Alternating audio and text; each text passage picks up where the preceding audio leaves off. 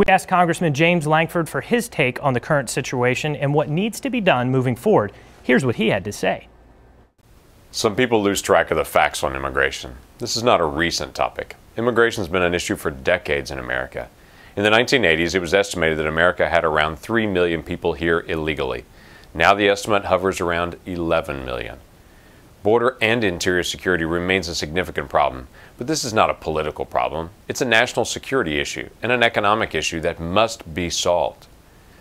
On May the 10th, 2011, President Obama gave a speech in El Paso, Texas. During that speech, he said, "We have strengthened border security beyond what many believed was possible."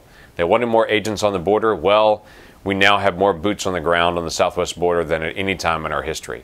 They wanted a fence. Well, that fence is now basically complete. We've gone above and beyond what was requested. Far fewer people are attempting to cross the border illegally. Mr. President, that was then, this is now. When we have sixth graders walking across our southern border, it's clear that the border is not secure. Tens of thousands of children and teenagers are streaming across our southern border asking to stay in the United States. But instead of sending these children back to their parents in their home country, the administration is delivering them to relatives in the United States or other family friends here in the U.S. There are several legal issues here. By definition in U.S. law, to be labeled an unaccompanied alien child, there is no parent or legal guardian in the United States. If they have parents or guardians in the U.S., we have serious issues of child endangerment and child abandonment. But if they do not have parents in the U.S., we need to reunite these children with their parents as soon as possible at home. The Obama administration also continues to quote a 2008 law that requires the transfer of minors to Health and Human Services if they are unaccompanied. But that law concerns minors who are victims of severe human trafficking, not just children who cross the border. But even that law requires the administration to, and I quote, ensure that accompanied alien children in the United States are safely repatriated to their country of nationality or last habitual residence. On Tuesday, July the 8th, President Obama requested $3.7 billion in emergency funding to try to resolve this.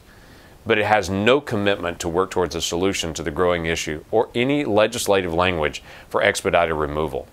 Instead, it asked to increase funding for immigration courts to specifically address recent arrivals.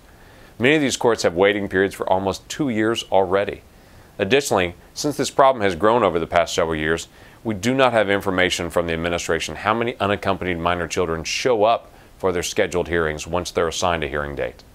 This is a classic example of the government trying to manage a problem, not solve a problem.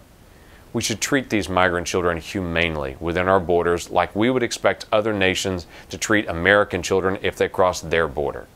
But we must accompany that treatment with a plan to swiftly transition these children via a chartered flight to be reunited with their families in their home country. We appreciate that update from Congressman Lankford.